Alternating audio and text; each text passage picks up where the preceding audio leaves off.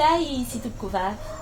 Ny faritra mando dia roa ivoary iankinan'ireo karazany zava-mananaina samihafa izay isan'ny reharehan'i Madagasikara.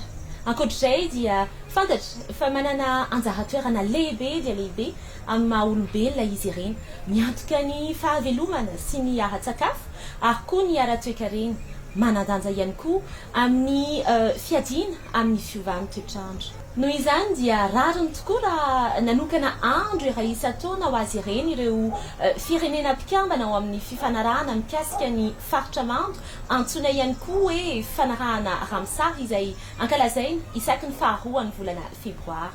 Ankehitriny anefa dia anisan'ireo roa ivoary tandi-dometoza indrindra maneran-tany ireny faritra mando ireny. Ny fahasimban'izy ireny dia avo telo eny noho ny fahasimbany ala.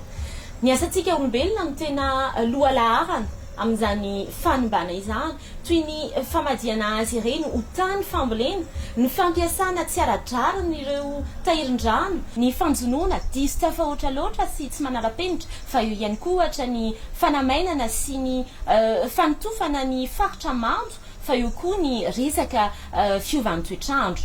Maneran-tany dia 5.30 isanjato ny faritra mando no nanjavona nanomboka tamin'ny taona 770.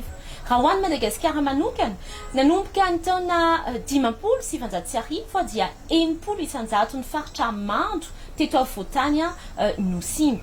Hatramin'ny taona 770 dia mahery ny 20 isanjato ny alaoko no niaran'ny fahasimbana sy fandripahana noho ny filana ara sarbao sy hazo ary koa ny fanitarana ny fambolena sy fiompiana. Mbola miamafy anefa izany fahasimbana izany tao anatin'ny 10 taona ary vokatra izany tandi-dometoza ny fiainana eto an-tany.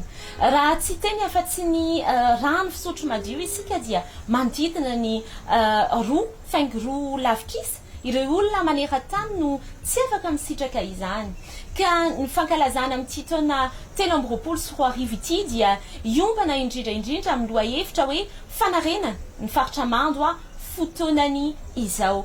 Tena mila mihetsika isika, izao no fotoanany andao hiara-entana ho famerenana amin'ny laony ireo faritra mando sy ny tombontsoa izay azontsika olombelona avy amin'ireny faritra mando ireny. Alao hery ary, aina ny rano ary tena mila antsika ny faritra mando. Misaotra tompokolahy, mankasitraka tompokovavy.